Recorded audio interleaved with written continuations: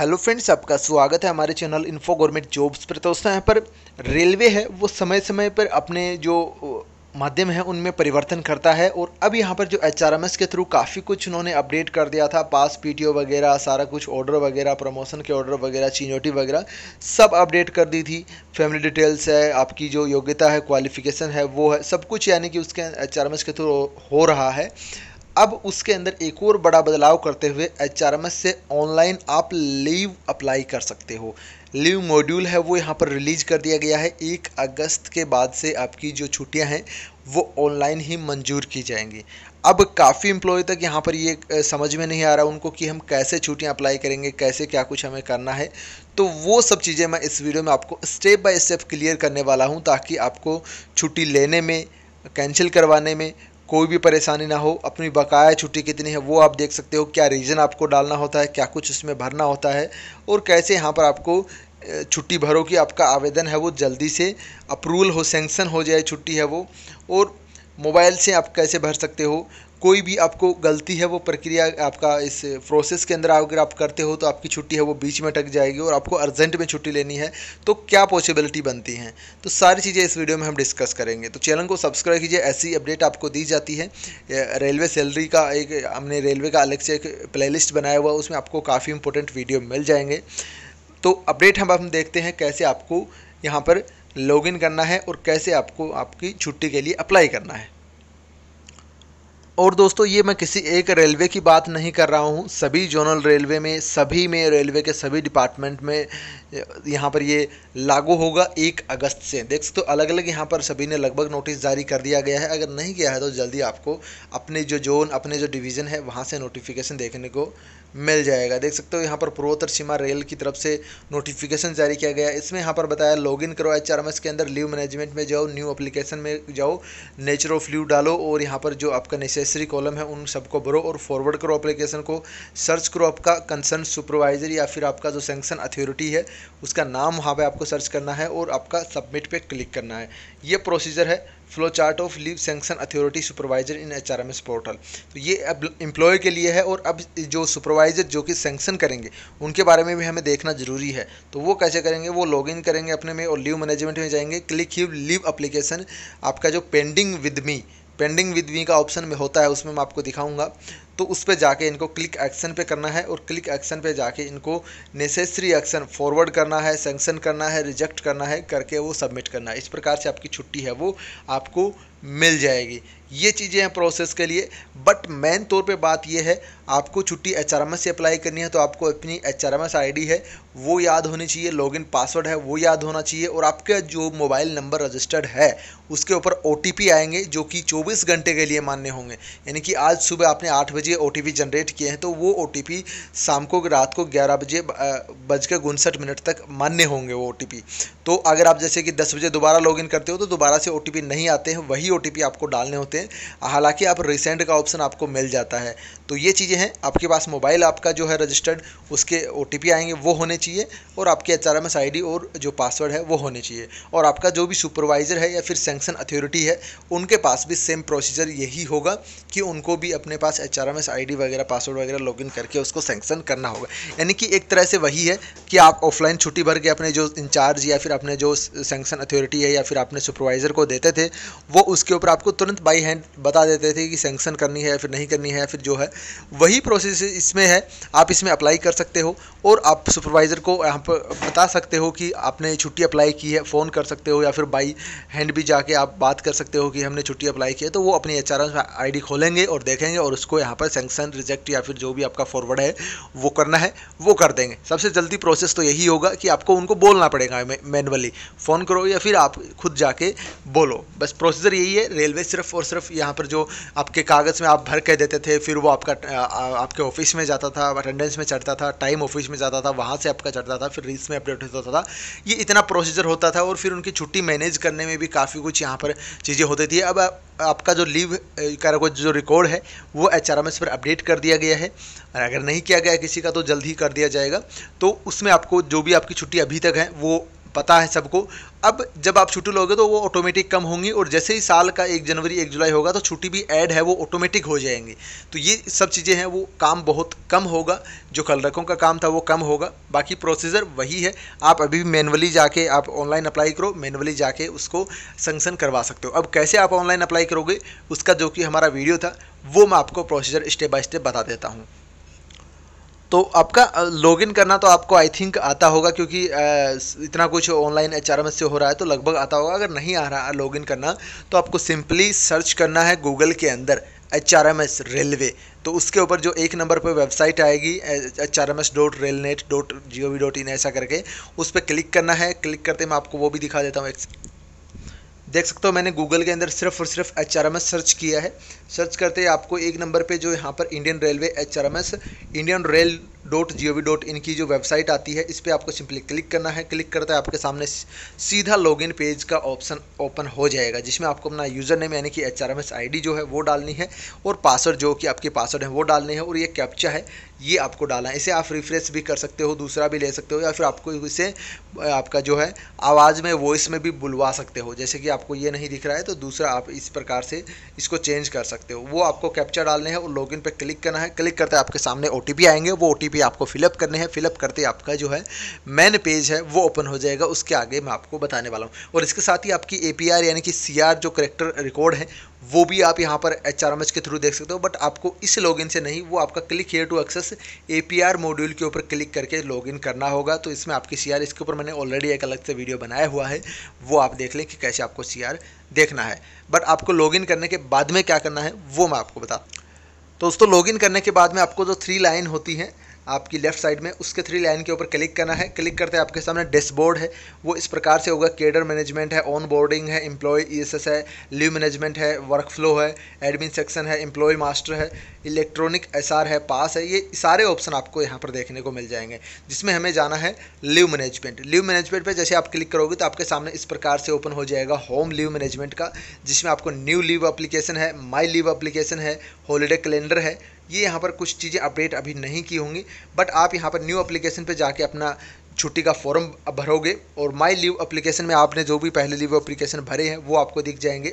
और for office use है, वो मैनुअली लीव एंट्री कर देते हैं, वो उनके लिए है। और लीव बैलेंस है, अपडेट लीव बैलेंस है, ये ऑफिस की यूज़ के लिए। आपके लिए सिर्फ और सिर्फ ये 3 ऑप्शन दिए गए हैं।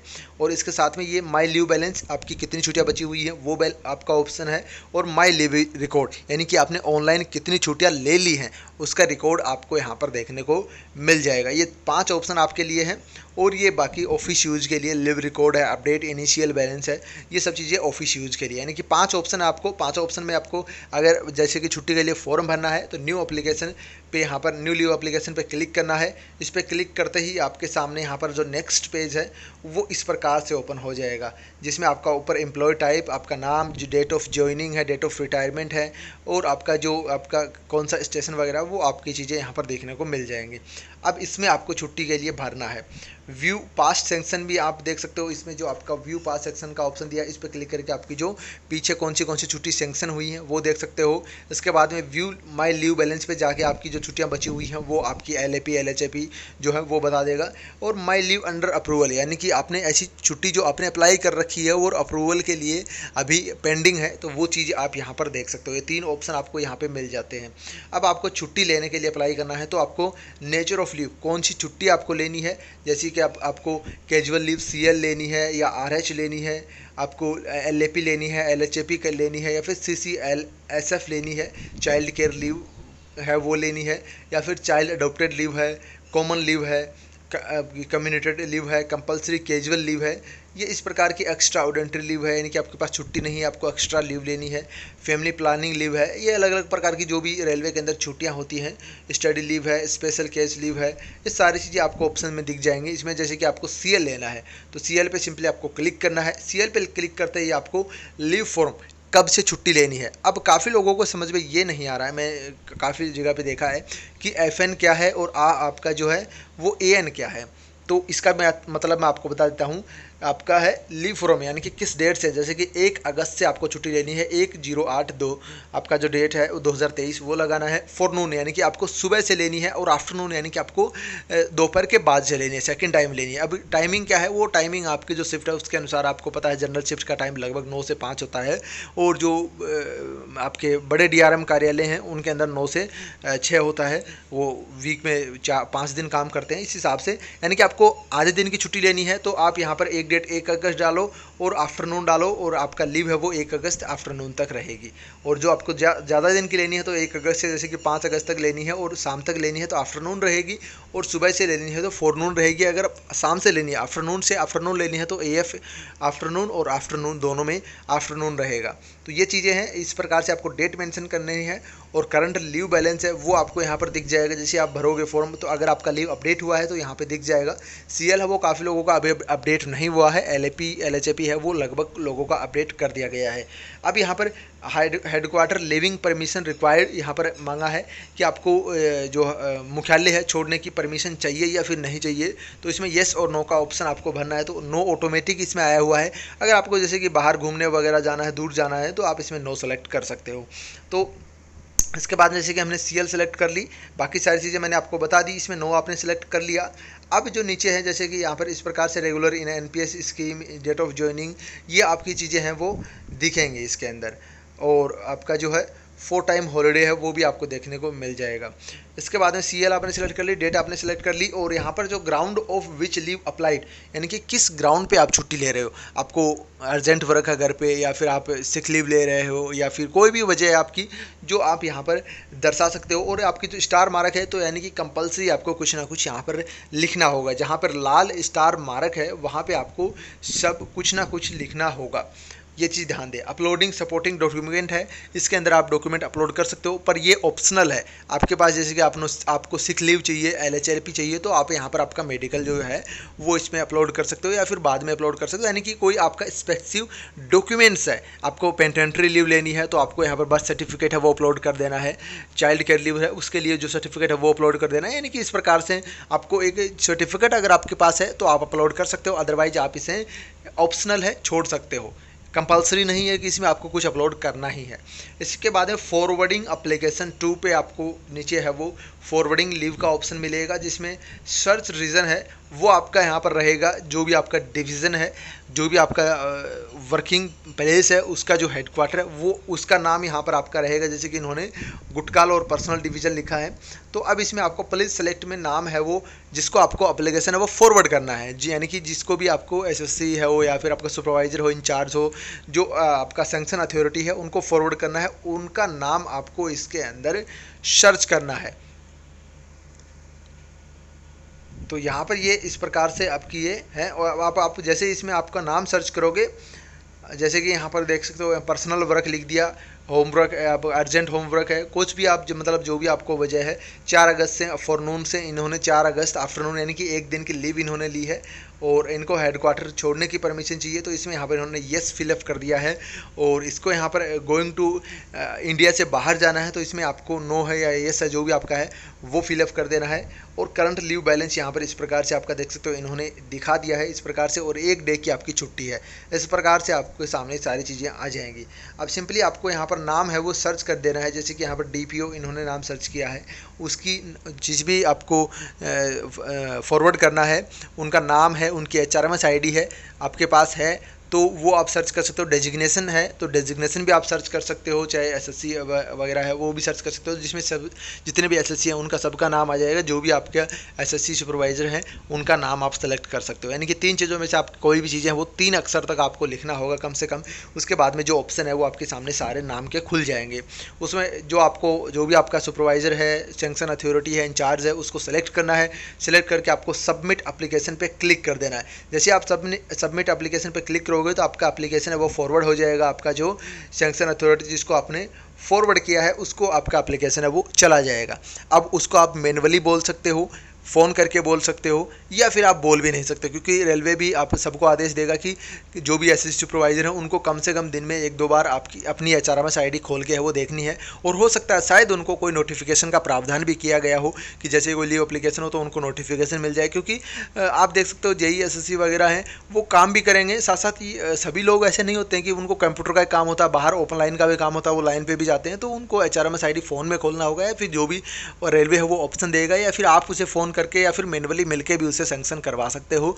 तो ये चीज़ें हैं, मतलब बेसिक तौर पे आप चीज़ें क्लियर मैंने आपको कर दी हैं कि इसका वजह क्या था। वजह यही है कि एक तो आपका कागज़ वगैरह हैं जो ख़राब होते थे वो नहीं होंगे, कागज़ इधर फेंकने उधर फेंकने वो सब चीज़ें ऐसे नहीं होंगे, और फिर लीव अपडेट करना, फिर उसके अंदर आपका रजिस्टर में अपडेट करना, टाइम ऑफिस में जाना, सब चीज़ें होना। उससे अच्छा एचआरएमएस में डायरेक्ट डालने छुट्टी डाली है, डायरेक्ट वो डाटा है वो रीस है वो उठाएगा, और आपकी सैलरी है वो रीस से बनती है, आपको पता है। तो ये चीज़ें हैं, काफ़ी कुछ सॉर्ट आउट करने की कोशिश की है रेलवे ने, तो कहीं ना कहीं ये एक अच्छी चीज़ें हैं। आपका लीव फॉर्म कहीं खो जाता है और आपका इस चीज़ों से बचाव होगा। बाकी आपको क्या लगता है आप नीचे कमेंट बॉक्स में ज़रूर लिखें कि आपको यहाँ पर ये सही मॉड्यूल है, आपको समझ में आ गया या फिर नहीं। कोई भी डाउट हो नीचे कमेंट करें। धन्यवाद। जय हिंद, जय भारत।